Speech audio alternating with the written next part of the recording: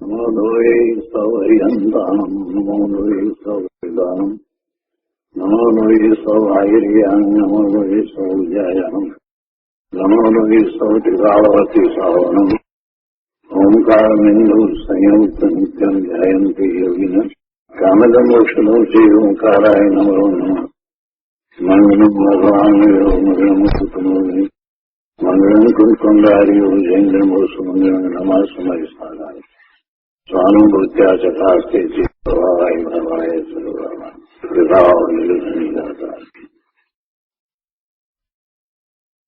નિયમ સાર ભગવાન કુંકુંદાચાર્ય રચિત નિયમ સાર તથા મુનિવર પદ્મપ્રભમલધારી દેવ રચિત તાત્પર્ય વૃત્તિ ટીકા એનો સ્વાધ્યાય ચાલે છે. એમાં આપણે જીવ અધિકાર પૂરો કર્યો છે. નિયમસારના સ્વાધ્યાયમાં પહેલો અધિકાર જીવ અધિકાર પૂરો કર્યો છે. 12 અધિકાર પૈકી એક અધિકાર પૂરો થયો છે અને હવે આજે અજીવ અધિકાર શરૂ કરીએ છીએ. ગાથા 20. અણુ સ્કંદ વિકલ્પેન તુ ઉદ્ગલ દ્રવ્યમ ભવતી દ્વિવિકલ્પમ સ્કંદાઃ ખલુ ષટ પ્રકારાઃ પરમાણુશ્ચૈવ દ્વિવિકલ્પઃ. ગુજરાતીમાં ગાથા છે. પરમાણુ તેમજ સ્કંદ એ બે ભેદ ઉદ્ગલ દ્રવ્યના 6 વિકલ્પ છે. સ્કંદો તણા ને ભેદ બે પરમાણુના. ગુજરાતીમાં ગાથામાં કહે છે કે પરમાણુ તેમજ સ્કંદ એ બે ભેદ ઉદ્ગલ દ્રવ્યના 6 વિકલ્પ છે. સ્કંદો તણા અને ભેદ બે પરમાણુના. આપણે જાણીએ છીએ કે એક જીવ અને 5 અજીવ એમ 6 પ્રકારના દ્રવ્યો ભગવાને કહ્યા. તો 5 જે અજીવ કયા એ અજીવ તો 5 છે, પણ અહીંયા ઉદ્ગળની વાત લીધી. 6 દ્રવ્ય, એક જીવ દ્રવ્ય અને એ સિવાય 5 અજીવ દ્રવ્ય. તો 5 અજીવ દ્રવ્યમાં ઉદ્ગળ, ધર્માસ્તિકાય, અધર્માસ્તિકાય, આકાશ અને કાળ એ 5 છે. પણ એમાં પહેલી વાત ઉદ્ગળની લીધી. ઉદ્ગળ પરમાણુ એ સિવાય બીજા ધર્માસ્તિકાય, અધર્માસ્તિકાય, આકાશ અને કાળ એ 4 પણ અજીવ છે અને અધિકાર તો અજીવનો છે, પણ અહીંયા શરૂઆત પહેલી ઉદ્ગળથી કરી છે. તો પરમાણુની અહીંયા વ્યાખ્યા કરી છે અને સ્કંદની વ્યાખ્યા કરી છે. એટલે અહીંયા પરમાણુ તેમજ સ્કંદ એ બેને લીધા અને એ બે ભેદ ઉદ્ગળ દ્રવ્યના એમ કહ્યું. અને પછી સ્કંદના ભેદ કે છે કે 6 વિકલ્પ છે. સ્કંદો તણા અને ભેદ બે પરમાણુના. તો એનો અર્થ આપણે સમજીએ. અન્યાર્થમાં કહે છે કે પરમાણુ અને સ્કંદ એવા બે ભેદથી ઉદ્ગળ દ્રવ્ય બે ભેદવાળું છે. શું કહે છે?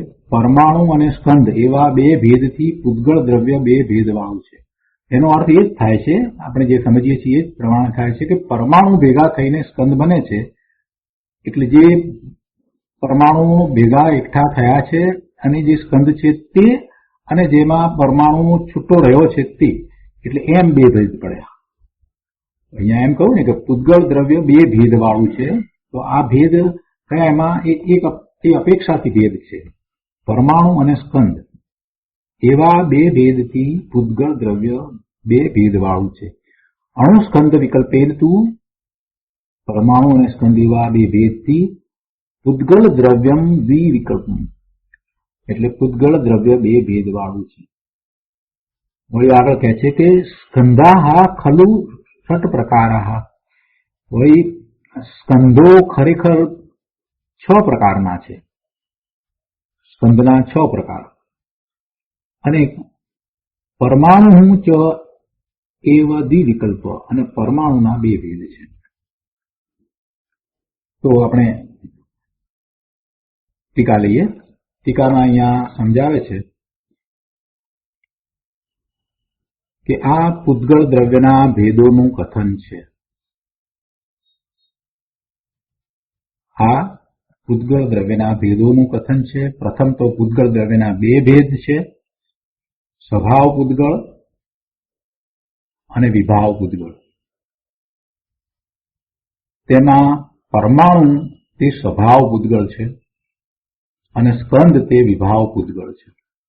બીજી રીતે વાત કરીએ, કેમ કે એક પરમાણુનું પરિણમન છે ને તે સ્વાભાવિક પરિણમન છે, એના સ્વભાવ પ્રમાણે પરિણમન છે. એનામાં પૂતગળ પરમાણુની અંદર જે ગુણ છે એ ગુણ પ્રમાણે પરિણમન છે, એટલે આપણે પરમાણુના પરિણમનને સ્વભાવ પરિણમન કહીએ છીએ.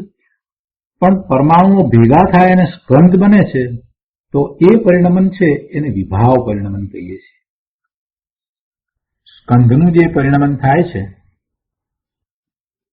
એને આપણે વિભાવ પરિણમન કહીએ છીએ.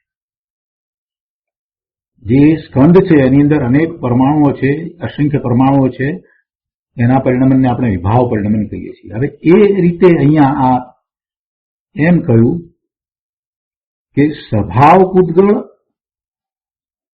અને વિભાવ પૂતગળ, એમાં જે પરમાણુ છે એ સ્વભાવ પૂતગળ અને સ્કંદ છે તે વિભાવ પૂતગળ. એટલે મૂળ તો એના પરિણમનની અપેક્ષાએ જે છે એ રીતે એને સ્વભાવ પૂતગળ અને વિભાવ પૂતગળ કયા છે. પૂતગળ ને સ્વાભાવિક પરિણમન છે, એટલે પરમાણુનું પરિણમન છે એ સ્વાભાવિક પરિણમન છે, તો એ પરમાણુને સ્વભાવ પૂતગળ કહ્યો. અને સ્કંદને વિભાવ પરિણમન છે એટલે સ્કંદને વિભાવ પૂતગળ કહ્યું. સ્વભાવ પૂતગળ કાર્ય પરમાણુ અને કારણ પરમાણુ એમ બે પ્રકારે છે. પછી સ્વભાવ પૂતગળની વાત કરવી છે. સ્વભાવ પૂતગળ કહેતા પરમાણુ, તો એ પરમાણુ જે છે એ કારણ પરમાણુ અને કાર્ય પરમાણુ એમ બે પ્રકારે કયો, કારણ પરમાણુ અને કાર્ય પરમાણુ.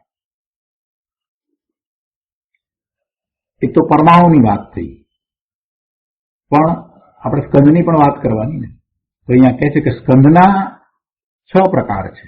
સ્કંદના 6 ભેદ કહે છે, 6 પ્રકાર છે. તો સ્કંદના 6 પ્રકારમાં પૃથ્વી, જળ, છાયા, ચક્ષુ સિવાયની 4 ઇન્દ્રિયોના વિષયભૂત સ્કંદો, કર્મ યોગ્ય સ્કંદો અને કર્મને અયોગ્ય સ્કંદો, આવા 6 ભેદ છે. સ્કંદોના ભેદ હવે કહેવામાં આવતા સૂત્રોમાં હવેની 4 ગાથાઓમાં વિસ્તારથી કહેશે. જો અહીંયા સહેજ સામાન્ય આપણને આઉટલાઈન સમજાવી દીધી.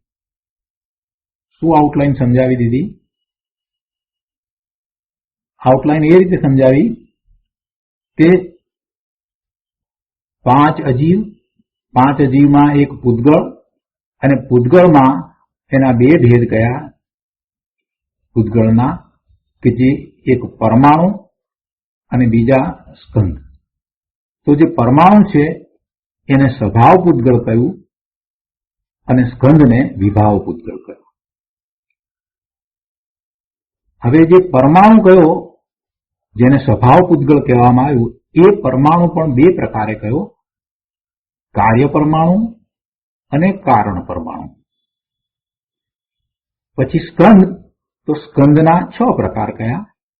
એ 6 પ્રકારમાં સ્કંદ છે ને એટલે એમાં અસંખ્ય પરમાણુ હશે, તો સ્કંદના 6 પ્રકાર છે એમ કહ્યું ને, કેમ કે એ સ્કંદ એટલે અસંખ્ય પરમાણુઓ ભેગા થયા છે ને. તો અસંખ્ય પરમાણુઓ તો આપણને દરેક જગ્યાએ જોવા મળે છે, આંખથી દેખાય પણ છે અને નથી પણ દેખાતા, એમ અનેક પ્રકારે એ તો આપણને જણાય છે. તો સ્કંદ જે છે એ કયા કયા પ્રકારે છે એ અહીંયા દર્શાવ્યું છે. તો પૃથ્વી જે આપણને દેખાય છે એવા જે પૂતગળ પરમાણુઓ ભેગા થઈને જે સ્કંદ બન્યો છે એ પૃથ્વી. બીજું જળ પણ સ્કંદ છે, પરમાણુઓનો સ્કંદ છે. ત્રીજું છાયા, આ બધાને જરાક મુશ્કેલી પડે છે. છાયા એ પણ સ્કંદ, હા છાયા પણ સ્કંદ છાયા પણ સ્કંદ છે. છાયાને પણ સ્કંદ કહ્યો છે. એના પછી છે 4 ઇન્દ્રિયોના વિષયભૂત સ્કંદો. ચક્ષુ સિવાયની, એમ અહીંયા કૌંસમાં મૂક્યું છે. આ તો આપણને ચક્ષુથી દેખાય છે. આપણે જે જોયું પૃથ્વી, જળ અને છાયા, એ તો ચક્ષુથી દેખાય છે. પણ તમે વિચાર કરો કે બાકીની 4 ઇન્દ્રિયો, ચક્ષુ સિવાયની 5 ઇન્દ્રિયોમાંની બાકીની 4 ઇન્દ્રિયો, નાકથી આપણે સૂંઘીએ છીએ તો સુગંધ આવે છે ને આપણને, તો એમાં સુગંધ આવે છે ને, બરાબર છે? તો સૂંઘીએ છીએ એ ક્યાં દેખાય છે? સુગંધ ક્યાં દેખાય છે? સુગંધ તો દેખાતી નથી. એટલે એક ઇન્દ્રિય થઈ. એના પછીથી જીભથી સ્વાદ કરીએ તો સ્વાદ પણ દેખાતો નથી. કાનથી સાંભળીએ છીએ એ પણ કાંઈ દેખાતું નથી. આંખથી ક્યાં દેખાય છે? અને સ્પર્શ, એમાં પણ કાંઈ દેખાવા પણ તો છે નહીં. સ્પર્શને આપણે ફીલ કરીએ છીએ. એટલે એ જે છે એ વિષયો, એ બધા વિષયો, ચક્ષુ સિવાયની 4 ઇન્દ્રિયોના વિષયો જે છે એ બધા સ્કંદ છે. જે ગંધ, સુગંધ આવે છે, જે આપણને આમ હવામાં પ્રસરે છે, એ ભલે દેખાય નહીં, એ દેખાય નહીં, પણ એ શું છે? એ પરમાણુઓ છે. એ પરમાણુઓનો સ્કંદ છે. અવાજ જે આવે છે, કાન દ્વારા સંભળાય છે, બરાબર, એ શું છે? એ પણ સ્કંદ છે. એટલે ચક્ષુ સિવાયની 4 ઇન્દ્રિયોના જે વિષયો છે એ બધા સ્કંદ રૂપે છે. ચક્ષુ સિવાયની 4 ઇન્દ્રિયોના જે વિષય છે તે બધા સ્કંદ રૂપે છે. 5મું કર્મયોગ સ્કંધો અને 6ઠું કર્મ અયોગ સ્કંધો. જે કર્મને રજકણો આપણે જે કહીએ છીએ કે જે કર્મ રૂપે બંધાય છે, એવા જળ પરમાણુઓ છે. એ જ્ઞાન નથી કરી શકતા. એમને ખ્યાલ નથી હોતો કે એમણે કયા પ્રકારના જીવના ભાવ છે ત્યારે એમને બંધાવવું, કયા કર્મને રજકણો બંધાવવું, એ બધું એ કર્મને રજકણો નક્કી નથી કરી શકતા. એ તો જીવના જે ભાવ છે અને ભાવને કારણે જે ભાવ કર્મનો બંધ પડ્યો છે, એ ભાવ બંધને નિમિત્તે આ કર્મને રજકણો એ કર્મ રૂપે બંધાય છે. એટલે કર્મયોગ સ્કંધો. અને બીજા કર્મને અયોગ સ્કંધો છે. બીજા એવા પરમાણુ છે કે જે કર્મ રૂપે બંધાતા નથી, તો કર્મને અયોગ સ્કંધો. આવા 6 ભેદ કયા છે. હવે આમાં એક સ્પષ્ટતા આગળ આવશે કર્મને અયોગ સ્કંધો વિશે, એ આપણે પછીથી લઈએ છીએ. તો સ્કંધના ભેદ આ રીતે કહેવામાં આવ્યા. હવે આનો વિસ્તાર આપણે પૂજ્ય ગુરુદેવ પાસેથી સમજીએ છીએ. પ્રવચન રત્ન ચિંતામણી, ભાગ 1, પાના નંબર 314. હવે અજીવ અધિકાર કહેવામાં આવે છે. હવે અજીવ અધિકાર કહેવામાં આવે છે. જુઓ, જીવ અધિકાર પૂર્ણ થયો અને હવે અજીવ અધિકાર શરૂ થાય છે. ભગવાને જ્ઞાનમાં જીવ અને અજીવ એમ 2 જાતના દ્રવ્યો જોયા છે. તેમાં અજીવના 5 પ્રકાર છે. તો એને તે જાણવા જોઈશે ને. એટલે કે દરેક જીવે આ બધું જાણવું તો જોઈશે ને. પહેલા શુદ્ધ ચૈતન્ય વસ્તુ ભગવાન આત્માની વાત કરી, જીવની વાત કરી, અને હવે એનાથી ભિન્ન અજીવનું સ્વરૂપ કહે છે. અને તે અજીવમાં પણ પહેલા પૂતગલનું સ્વરૂપ વર્ણવે છે. તો કહે છે કે આ પૂતગલ દ્રવ્યના ભેદોનું કથન છે. પૂતગળ દ્રવ્યના ભેદોનું કથન છે. જુઓ, અજીવ 5 પ્રકારના છે, તેમાંથી જે પૂતગલ છે તેની આ વ્યાખ્યા છે. પ્રથમ તો પૂતગલ દ્રવ્યના બે ભેદ છે, સ્વભાવ પૂતગળ અને વિભાવ પૂતગળ. પૂતગળ એટલે શું? પહેલા પૂતગળની વ્યાખ્યા ગુરુદેવે કરી છે. પૂતગળની વ્યાખ્યા એ રીતે કરી કે પૂત અને ગલ. પૂત એટલે પુરાવું, પૂત પુરાવું, પુરાણ. પૂત એટલે પુરાવું, પુરાવું એટલે પુરાણ. અને ગળ એટલે ગળવું, છૂટા પડવું. પુરાવું અને છૂટા પડવું. પુરાવું એટલે ભેગા થવું, અને ગળવું એટલે છૂટા પડવું. એમ પૂરણ અને ગલન જેમાં સ્વભાવથી થાય છે તે પૂતગળ છે. પૂતગળનો સ્વભાવ કેવો છે? એ ભેગા થાય અને છૂટા પડે એટલે પૂરણ અને ગલન. પૂરણ એટલે પુરાવું, ભેગા થવું, અને ગલન એટલે છૂટા પડવું. આ પૂતગળનો સ્વભાવ છે. આ પૂતગળનો સ્વભાવ છે. અને એવા પૂતગળના બે ભેદ કે છે, એક તો સ્વભાવ પૂતગળ અને વિભાવ પૂતગળ. બીજી રીતે કહીએ તો જે એક પરમાણુ છે એ સ્વભાવ પૂતગળ છે, એક પરમાણુ છે એ સ્વભાવ પૂતગળ છે, અને પરમાણુઓ ભેગા થઈને જે સ્કંદ બને છે એ વિભાવ પૂતગળ છે. આપણે અહીંયા પહેલા પૂતગળ શબ્દ પકડી રાખવાનો. 6 દ્રવ્ય કયા, એમાં જીવ દ્રવ્ય, પછી 5 અજીવ, એમાં આપણે પહેલું કહીએ પૂતગળ. તો પૂતગળ શબ્દને પકડવાનો અને પછી પૂતગળને પકડી રાખી અને વ્યાખ્યાઓ કરવાની, એટલે બધું યાદ સહેલાઈથી રહે.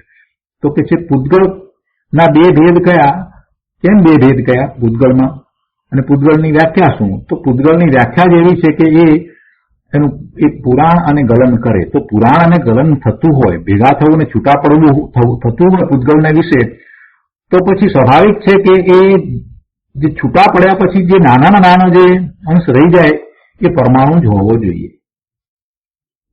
એટલે એવા પરમાણુને સ્વભાવ પૂતગળ કહેવામાં આવ્યું.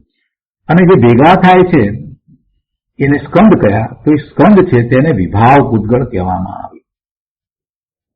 ગુરુદેવ કહે છે કે આ બધું જાણીને છેવટે વાત તો એ લાવવાની છે કે આ પૂતગળ મારાથી એટલે કે આત્માથી જુદી ચીજ છે એમ શ્રદ્ધા કરવી, અને એટલા માટે આ સમજાવવામાં આવે છે.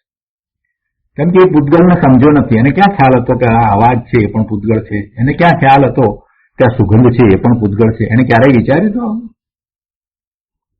તો રોજ સવારે ઉઠે ત્યારથી સાંજ સુધીમાં એ શું કરે છે? પૂતગળોના સમૂહ સ્કંદ દ્વારા તો એ રંજિત થાય છે. કોના દ્વારા એ રંજિત થાય છે? પૂતગળના સ્કંદ એ દ્વારા એ રંજિત થાય છે.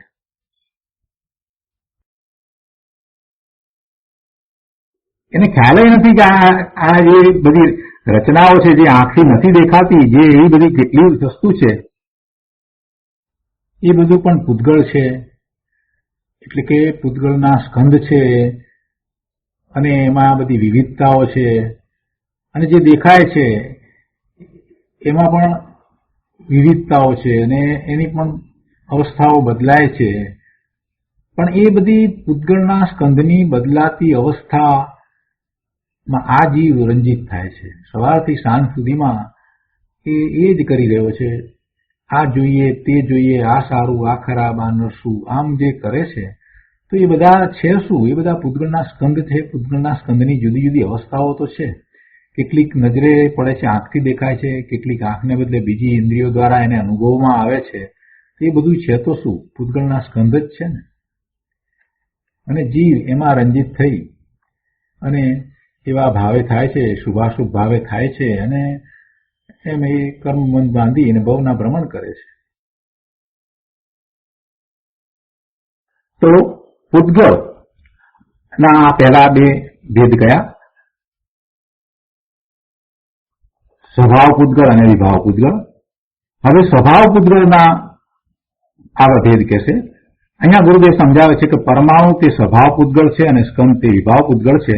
જો અહીંયા શું કહ્યું કે જે એક પોઈન્ટ માત્ર, એક અવિભાગી, જેમાં ફરી વધારે વિભાગ ન થાય એ રજકણ છે, જેના વધારે ભાગ ન પડે, જેના હવે વધારે સૂક્ષ્મ ભાગ ન થઈ શકે એવો નાનામાં નાનો જે રજકણ છે એને પરમાણુ કહે છે. જેને બીજાથી કાંઈ પણ સંબંધ નથી, અર્થાત જેમાં વિભાવ નથી, તે પરમાણુ છે. સ્વભાવ પૂતગળ કયો છે? તો સ્વભાવ શબ્દ એની માટે કેમ મૂક્યો? આપણે તો એવું માનતા હતા કે ભાઈ જે નાનામાં નાનો અંશ છે તે પરમાણુ છે, એવી જ વ્યાખ્યા કરતા હતા. પણ અહીંયા સાથે એ વાત પણ સમજવાની કે જે નાનામાં નાનો અંશ છે એ તો વાત બરાબર છે, એના હવે વધારે નાના અંશ ન થઈ શકે એ તો વાત બરાબર છે. પણ એ તો કઈ અપેક્ષાથી વાત થઈ? એના પ્રદેશની અપેક્ષાથી વાત થઈ કે હવે કે એ એનું એક પ્રદેશી છે પરમાણુ, એવો એમાંથી તો અર્થ નીકળે છે. પણ એમાંથી આ સ્વભાવ એવો અર્થ કઈ રીતે નીકળે? તો એને અહીંયા ગુરુદેવે સમજાવ્યું છે કે એને સ્વભાવ પૂતગળ કહ્યું. કેમ કે એવા એ પૂતગળ પરમાણુને, જે પરમાણુ છે એને બીજા કોઈ પણ સાથે સંબંધ નથી, અર્થાત જેમાં વિભાવ નથી, એમાં વિભાવ નથી, એનું પરિણમન એનામાં રહેલા ગુણો પ્રમાણે જ થાય છે. મૃતિકપણું જે છે પૂતગળને, તો એ રસ સ્વાદ રસ ગંધ, એ જે એના ગુણો જે છે એ ગુણો પ્રમાણે પરમાણુનું પરિણમન હોય છે. એટલે એ પરમાણુનું પરિણમન છે તે સ્વાભાવિક પરિણમન છે, એ સ્વભાવ છે, અને એની અંદર વિભાવ નથી, પરમાણુમાં વિભાવ નથી. એટલે પરમાણુને સ્વભાવ પૂતગળ કહેવામાં આવ્યું છે. એક પરમાણુને સ્વભાવ પૂતગળ કહેવામાં આવે છે. એક પૂતગળ પરમાણુ જે સહજ સ્વભાવપણે છે તે જ વાસ્તવિક પૂતગળ છે, સ્વભાવ પૂતગળ છે. આવો પૂતગળ પરમાણુ પોતાના જળ સ્વભાવપણે છે, એનામાં ચેતન નથી, એટલે એ જળ સ્વભાવપણે છે. સ્પર્શ રસ ગંધ રૂપ એ એના ગુણો છે, એવો એનો સ્વભાવ છે. અને એ સ્વભાવની અંદર, એ પૂતગળ પરમાણુના સ્વભાવની અંદર બીજું કંઈ હોતું નથી, બીજું કંઈ થતું નથી, એમાં કોઈ વિભાવ છે જ નહીં. પરમાણુનું જે પરિણમન છે એ શુદ્ધ પરિણમન છે.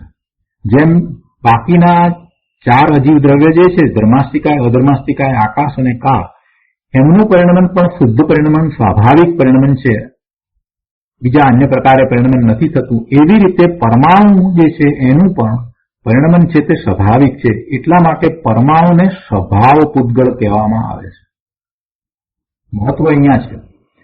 તમે દ્રવ્ય તરીકે જુઓ છો ત્યારે આવો વિચાર નથી કરતા. પરમાણુનો વિચાર કરો, પૂતગળનો વિચાર કરો, પણ પૂતગળની અંદર જે પરમાણુ છે એનો જો વિચાર કરવામાં આવે તો પછી એ પરમાણુ જ છે, બીજું કાંઈ નથી.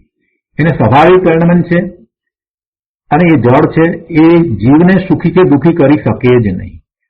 પણ આપણે વિચાર કરીએ છીએ સ્કંધનો. આપણને જે સ્કંધ દેખાય છે એ સ્કંધનો બહુ સહેલાઈથી જલ્દીથી વિચાર કરીએ છીએ. બીજા એવા કેટલાક સ્કંધ છે કે જે ચક્ષુ દ્વારા દેખાતા નથી, પણ છતાં ઇન્દ્રિયો દ્વારા એ સ્કંધ જાણવામાં આવે છે. એટલે ચક્ષુ દ્વારા જે દેખાય છે એવા સ્કંધ, અને ચક્ષુ દ્વારા નથી દેખાતા પણ બીજી ઇન્દ્રિયો દ્વારા જે અનુભવમાં આવે છે એવા સ્કંધ, આ બધા સ્કંધ આપણને બહુ સહેલાઈથી ખ્યાલમાં આવી જાય છે. એટલે આપણી દ્રષ્ટિ હંમેશા સ્કંધ તરફ રહે છે, આપણી દ્રષ્ટિ સ્કંધ તરફ રહે છે, અને એને લીધે થઈ અને આપણે એના વિવિધ સ્કંધ છે એ બદલાય છે. એનું પરિણમન વિભાવ પરિણમન છે, એટલે એની વિવિધતાઓમાં આપણે રંજિત થઈ જઈએ છીએ. પણ એક પરમાણુને લઈએ તો એ પરમાણુ તો સ્વભાવ પૂતગળ છે, એમાં કોઈ વિભાવ નથી. એનું પરિણમન પણ શુદ્ધ સ્વાભાવિક પરિણમન છે, એનામાં રહેલા ગુણ પ્રમાણે જ પરિણમન છે, બીજી અન્ય પ્રકારે એનું પરિણમન છે જ નહીં. અને આવો પરમાણુ પણ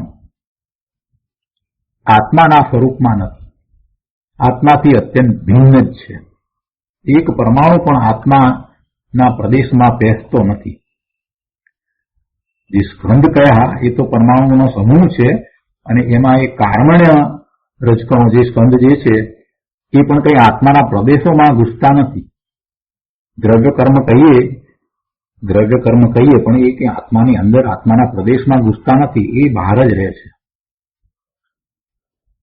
એ આત્માથી અત્યંત ભિન્ન ચીજ છે. એટલે પૂતગળ એ પરમાણુ હોય કે સ્કંધ હોય, એ આત્માને કાંઈ કરતા નથી, આત્માથી તદ્દન ભિન્ન જ રહે છે. એ આત્મામાં કાંઈ કરી શકતા નથી, આત્માને કાંઈ ફળ પણ આપી શકતા નથી. ખરેખર જોવા જઈએ તો આત્માને કાંઈ એ કરી શકતા જ નથી.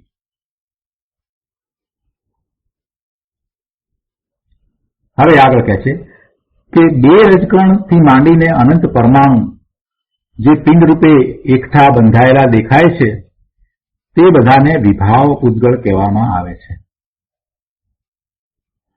આ શરીર, મન, વાણી, ઇન્દ્રિય, કર્મ, પૈસા, દાળ ભાત, શાક, રોટલા, સોનું, પથ્થર, માટી ઇત્યાદિ બધા સ્કંધ છે. એ બધા સ્કંધ છે એટલે કે ઘણા રજકણોના બનેલા પિંડ છે. પરમાણુઓ ભેગા થઈને બનેલા એ સ્કંધ છે. એમાંના કેટલાક ચક્ષુથી ખ્યાલમાં આવે છે, કેટલાક બીજી ઇન્દ્રિયો દ્વારા ખ્યાલમાં આવે છે, અને તે વિભાવ પૂતગળ છે. પરમાણુને સ્વભાવ પૂતગળ કહ્યું અને આ સ્કંદ છે એને વિભાવ પૂતગળ કહેવામાં આવ્યું. એક પિંડમાં રહેલા એ રજકણો એકબીજાના નિમિત્ત નૈમિત્તિક સંબંધમાં આવ્યા છે ને, તેથી વિકારી પર્યાય મુક્ત તે પૂતગળો વિભાવ પૂતગળ છે.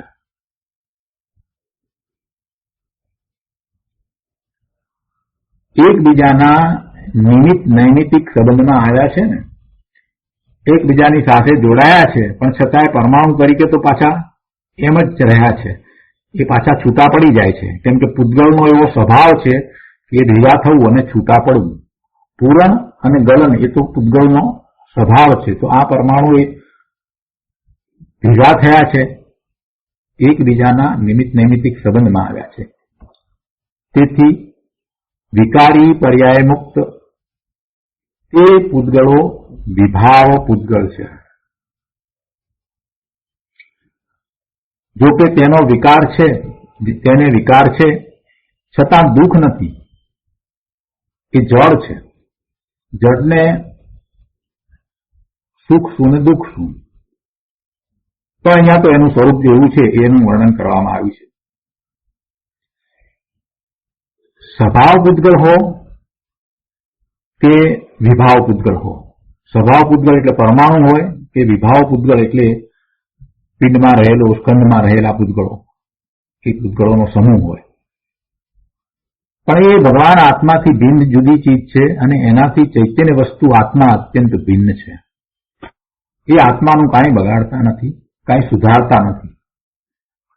આત્મા એ તરફ રંજિત થાય છે, સ્કંદ તરફ રંજિત થાય છે. પરમાણુને તો એ જાણી શકતો નથી. સામાન્ય જીવ પરમાણુને જાણી શકે નહીં. એ તો કેવળી ભગવાનના જ્ઞાનમાં આવ્યું છે. પરમાણુ જે છે એ સૂક્ષ્મ પરમાણુ, આપણે સાયન્સ પ્રમાણે જે વાત કરીએ છીએ એનાથી પણ સૂક્ષ્મ છે, કે જે કંઈ ભગવાનના જ્ઞાનમાં જ દેખાય, બાકી બીજી કોઈ રીતે જણાય નહીં, એ પરમાણુ. અને જેને સ્વભાવ પૂતગળ કહ્યો એ, અને બીજા જેને વિભાવ પૂતગળ કહ્યું તે સ્કંદ. તો જે સ્કંદ છે એને જાણે છે, એ ઇન્દ્રિયનો વિષય બને છે અને એનાથી એ રંજિત થાય છે.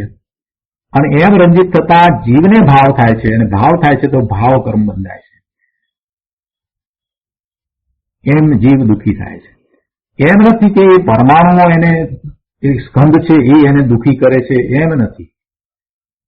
ચૈતન્ય ભગવાન આત્મા એનાથી તદ્દન જુદી ભિન્ન ચીજ છે, અને એ સ્કંદ છે એ આત્માના પ્રદેશોમાં ઘૂસતા નથી, આત્મામાં વ્યાપતા નથી, એના ગુણો પણ આત્મામાં આવતા નથી.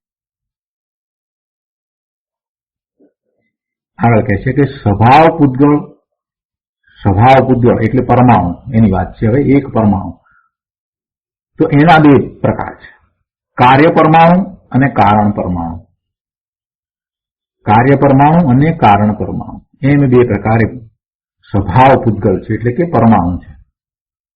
એક પરમાણુ કે જે નાનામાં નાનો અંશ છે, ગુરુદેવ કહે છે કે છેલ્લો પોઈન્ટ છે, તે વસ્તુ છે, તે અસ્થિ છે, તેનું હોવાપણું છે, એ જગતનું એક તત્વ છે. તો તેના કહે છે કે બે ભેદ છે.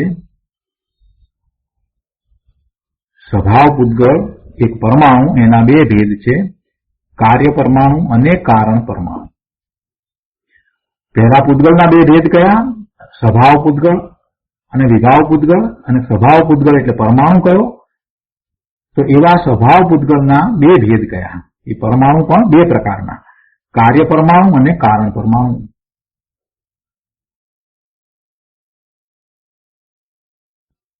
હવે સ્વભાવ પૂતગળના પરમાણુના બે ભેદ કયા? કાર્ય પરમાણુ અને કારણ પરમાણુ. એના વિશે આગળ પછી ગાથા 25મીમાં વધારે વાત આવશે. અત્યારે તો અહીંયા સામાન્ય બધી વાત કરવામાં આવી છે. તો સ્વભાવ અને વિભાવ પૂતગળ, એમાં સ્વભાવ પૂતગળની વાત થઈ. હવે વિભાવ પૂતગળ. વિભાવ પૂતગળ એટલે સ્કંદ. તો એ સ્કંદના 6 પ્રકાર છે: પૃથ્વી, જળ, છાયા અને 4 ઇન્દ્રિયોના વિષયભૂત બધા સ્કંદ, જાત જાતના સ્કંદ, અને કર્મયોગ સ્કંદો અને કર્મને અયોગ સ્કંદો, આવા 6 ભેદ છે.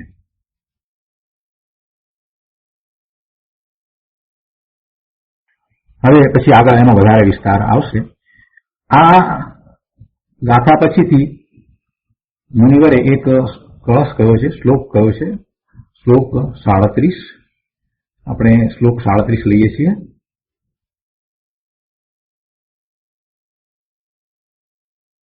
ગલનાદનુરિક્ત પૂર્ણા સ્કંદનામ ભાવક વિનાનેન પદાર્થેન લોકયાત્રા ન વર્તતે. શ્લોકના અર્થમાં કહે છે કે પૂતગલ પદાર્થ ગલન દ્વારા અર્થાંત ભિન્ન પડવાથી પરમાણુ કહેવાય છે, અને પૂરણ દ્વારા અર્થાંત સંયુક્ત થવાથી, ભેગા થવાથી સ્કંદ નામને પામે છે. આ પદાર્થ એટલે પૂતગલ પદાર્થ, એના વિના લોકયાત્રા હોઈ શકે નહીં. આ પદાર્થ, પૂતગલ પદાર્થ, એના વિના લોકયાત્રા હોઈ શકે નહીં. એનો અર્થ શું? કે આ જે સ્કંદ છે ને, એમાં જે જીવ રંજિત થાય છે અને એને કારણે જે ભાવ કરે છે તો ભાવ બંધ થાય છે, અને એવા કર્મ બંધને કારણે એ ભવના ભ્રમણ કરે છે, આ લોકમાં ફરે છે. લોકયાત્રા કોની લોકયાત્રાની વાત કરવી છે? ખરેખર તો જીવની લોકયાત્રાની વાત કરવી છે. એમાં એવો ભાવ પડ્યો છે. પરમાણુ જે છે એની તો ગતિ થાય, પણ એ સાથે આપણને શું સંબંધ છે? એટલે લોકયાત્રા એ તો લોકમાં પરમાણુ તો સ્થળાંતર એનું થાય, કેમ કે અને ધર્માસ્તિક એમાં નિમિત્ત હોય. પણ આપણે અહીંયા એ સમજવાનું છે કે લોકયાત્રા તો આપણી લોકયાત્રા થાય છે. લોકને વિશે આપણે યાત્રા કરીએ છીએ, જુદા જુદા ક્ષેત્રને વિશે જુદી જુદી ગતિમાં આપણે ભવના ભ્રમણ કરીએ છીએ. એવી લોકયાત્રા સુકરા થાય છે, આ સ્કંદને નિમિત્તે થાય છે, સ્કંદનું લક્ષ્ય કરીને થાય છે. આ એમાંથી પ્રયોજનભૂત વાત સમજવાની છે. હવે આનો વિસ્તાર ગુરુદેવે કર્યો છે, એ પણ આપણે લઈએ. શ્લોક 37 શ્લોકાર્થ ઉપરનું પ્રવચન. એમાં ગુરુદેવ કહે છે કે જો અહીંયા પરમાણુ અને સ્કંદની વ્યાખ્યા કરે છે તો કહે છે કે ગલન દ્વારા પરમાણુ કહેવાય. એટલે શું? કે જે પરમાણુ છે તે સ્કંદમાંથી, પિંડમાંથી છૂટો પડતા પ્રાપ્ત થાય છે. ગલન દ્વારા પરમાણુ કહેવાય એટલે બીજી રીતે એમ કહેવું છે કે જે સ્કંદ છે એમાંથી એનું ગલન થાય એટલે છૂટા પડવાનું થાય ત્યારે પરમાણુ આપણને મળે ને. સ્કંદમાંથી છૂટો પડે ત્યારે એક પરમાણુ તમને મળે. એટલે પરમાણુ ક્યારે પ્રાપ્ત થાય? તો કે સ્કંદમાંથી છૂટો પડે ત્યારે. એટલે ગલન દ્વારા પરમાણુ કહેવાય. શું કે છે? અહીંયા કહે છે કે ગલન દ્વારા પરમાણુ કહેવાય છે. એટલે શું? કે જે પરમાણુ છે તે સ્કંદમાંથી, પિંડમાંથી છૂટો પડતા આપણને પ્રાપ્ત થાય ને. નહીં તો આપણને ક્યાંથી મળે? સ્કંદ જ મળે છે આપણને. તો સ્કંદમાંથી છૂટો પડે છે એટલે ગલન થાય છે. આ પૂતગલનો સ્વભાવ છે, ગલન થવું એ પૂતગલનો સ્વભાવ છે. તો પરમાણુ છૂટા પડે છે અને એ પરમાણુ ફરી પાછા ભેગા પણ થાય છે. આ રજકણોના જથ્થારૂપ પિંડ જે છે એને સ્કંદ કહીએ છીએ. તેમાંથી જે છેલ્લો રજકણ એકાકી છૂટો પડે તેને અહીં પરમાણુ કહેવામાં આવે છે. વળી પૂરણ દ્વારા અર્થાત સંયુક્ત થવાથી સ્કંદ નામને પામે છે. એમ તો પોતે પરમાણુ પુદ અને ગલ, પુરાવું અને ગળવું એવા બંને સ્વભાવરૂપ છે. પૂતગલનો માત્ર ગલન સ્વભાવ છે એમ નહીં, પૂરણ પણ સ્વભાવ છે. છૂટા પડવું અને ભેગા થવું બંને સ્વભાવ છે. તો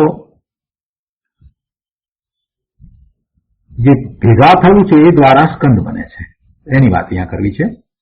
બંને સ્વભાવ છે. પણ અહીંયા સ્થૂળ રીતે પરમાણુનો સ્વભાવ સ્કંદથી છૂટા પડવાનો, જુદા પડવાનો, ગળવાનો છે એમ કે છે, અને તેને પરમાણુ કહીએ છીએ. જ્યારે ઘણા રજકણોનો પિંડ જથ્થો થાય એટલે કે પૂરણ થાય તેને સ્કંદ કહીએ છીએ. એ બંને સ્વભાવને કારણે પરમાણુ અને સ્કંદની રચના પ્રાપ્ત થાય છે. સ્કંદમાંથી ગલન સ્વભાવને કારણે એક પરમાણુ પ્રાપ્ત થાય છે અને પરમાણુના પૂરણ સ્વભાવને કારણે એ સંયુક્ત થવાથી સ્કંદ પ્રાપ્ત થાય છે. હવે કહે છે કે આ પદાર્થ વિના લોકયાત્રા હોઈ શકે નહીં.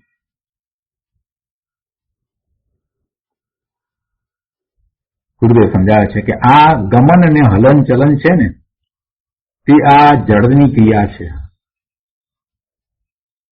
તે કઈ આત્માની ક્રિયા નથી. જો સિદ્ધ ભગવાનને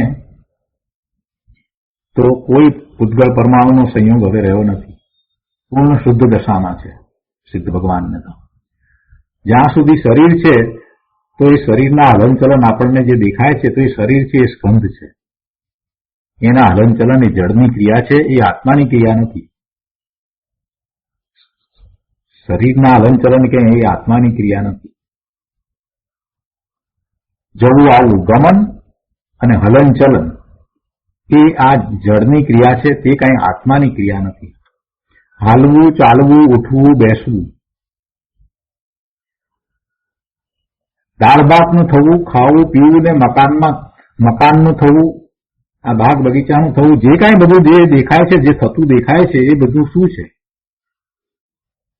એ ઇત્યાદિ જે બધી ક્રિયાની સ્થિતિ છે એ પૂતગળ પરમાણુની છે, એ સ્થિતિ પૂતગળ પરમાણુની છે, પણ એ આત્માની નહીં. કહે છે કે આ પદાર્થ વિના લોકયાત્રા એટલે કે લોકમાં ભ્રમણ હોઈ શકે નહીં. આમથી તેમ જવું તે પૂતગળની ક્રિયા છે અને તે ભગવાન આત્માથી ભિન્ન છે. આત્માની તે ક્રિયા છે નહીં. તે પૂતગળની ક્રિયાને આત્માની માને તે ભ્રાંતિ છે, મિથ્યાત્વ છે. હવે થોડુંક અહીંયા સમજવાનું છે.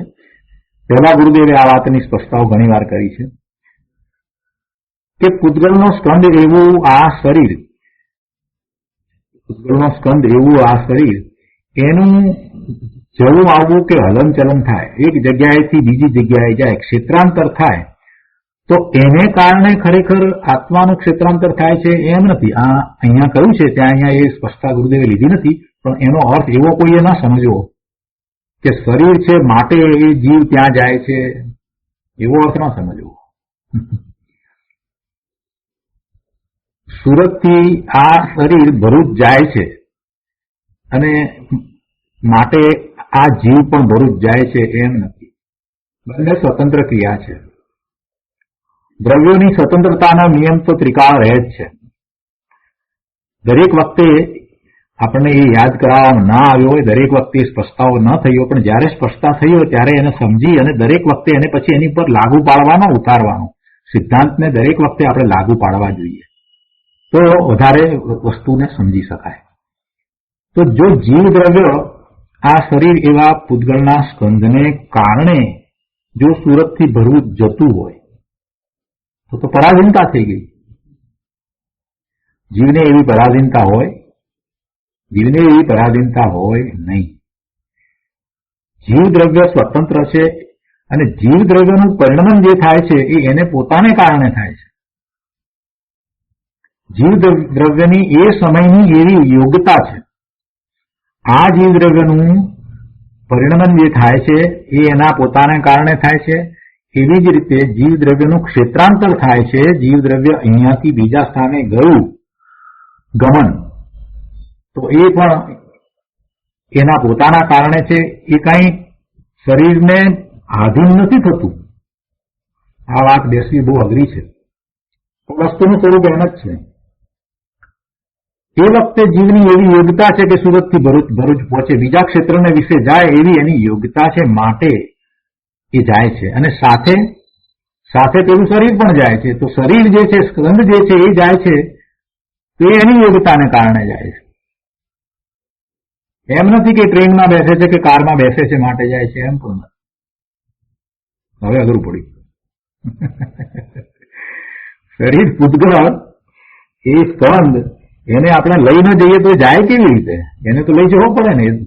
તો કોણ લઈ જાય? તો કે કાર લઈ જાય. તો કાર શું છે? કાર શું છે? એ પણ સ્કંદ છે. એ પણ સ્કંદ છે, અને શરીર છે એ પણ સ્કંદ છે. તો એ સ્કંદ છે એના પૂતગળો, આ શરીરમાં જે પૂતગળો છે એ પૂતગળ અને કારના પૂતગળો, એ પૂતગળો પણ પાછા જુદા જુદા છે. એના પ્રકાર ભલે પૂતગળ કહીએ પણ જુદા જુદા છે. બરાબર છે ને? તો પછી કાર શરીરને લઈ જાય એમ ક્યાંથી બને?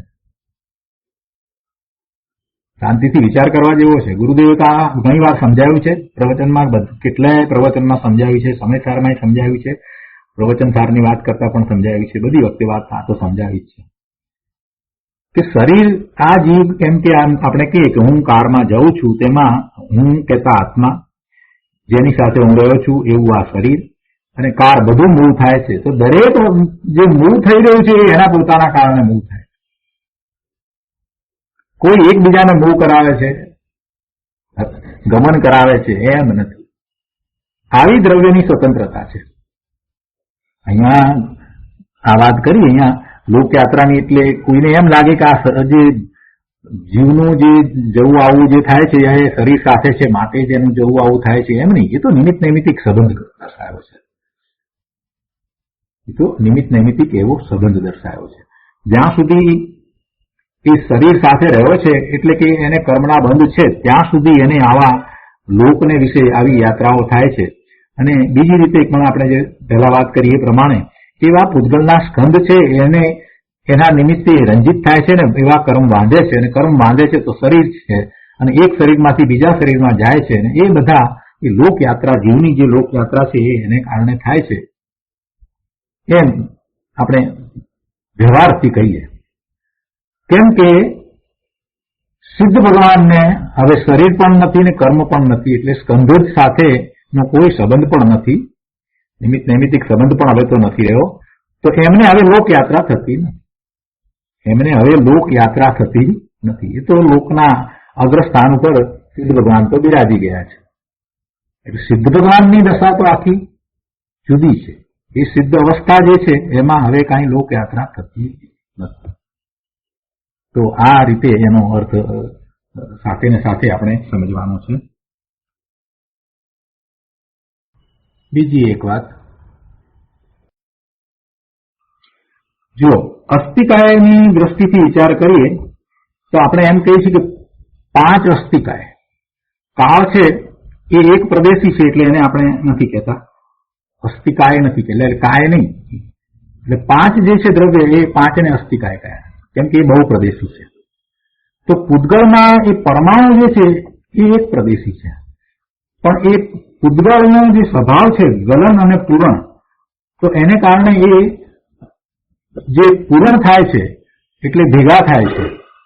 તો ભેગા થાય છે એટલે સ્કંદ બને છે. તો સ્કંદની અપેક્ષાથી જો કહેવામાં જઈએ તો એ બહુ પ્રદેશી થાય, એને પ્રદેશ વધારે હોય, એટલે અસ્થિકાય કહેવાય.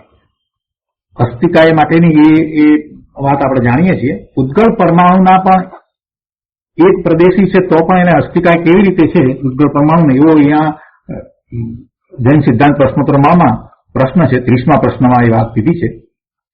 અસ્થિકાયની વાત લીધી તો એમાં કાળ છે એ એક પ્રદેશી છે અને પરમાણુ છે એ પણ એક પ્રદેશી છે. તો પરમાણુ એક પ્રદેશી છે, છતાં એને અસ્થિકાય, પૂતગળને કેમ અસ્થિકાય કહ્યું? કેમ કે પૂતગળ એક કાંઈ દરેક વખતે પરમાણુ છે એમ નથી. પરમાણુ જે કહ્યું એ દરેક વખતે પરમાણુ એમ નહીં, એને સ્વભાવ પૂતગળ કહ્યું છે. અને જે વિભાવ પૂતગળ કે જે સ્કંદ છે, તો સ્કંદની અપેક્ષા કે સ્કંદ જે છે એમાં ઘણા પરમાણુ છે, તો એ અપેક્ષાથી એને અસ્થિકાય કહેવામાં આવે છે.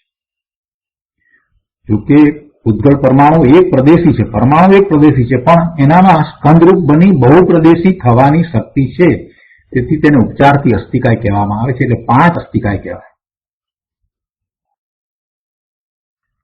સ્કંદના 6 પ્રકાર કયા છે એની વાતને પણ આપણે બરાબર યાદ રાખવાની છે, અને પછીથી આનો બધો વિસ્તાર આગળ આવશે. એ વખતે આપણે ઘણી બધી સ્પષ્ટતાઓ કરીશું.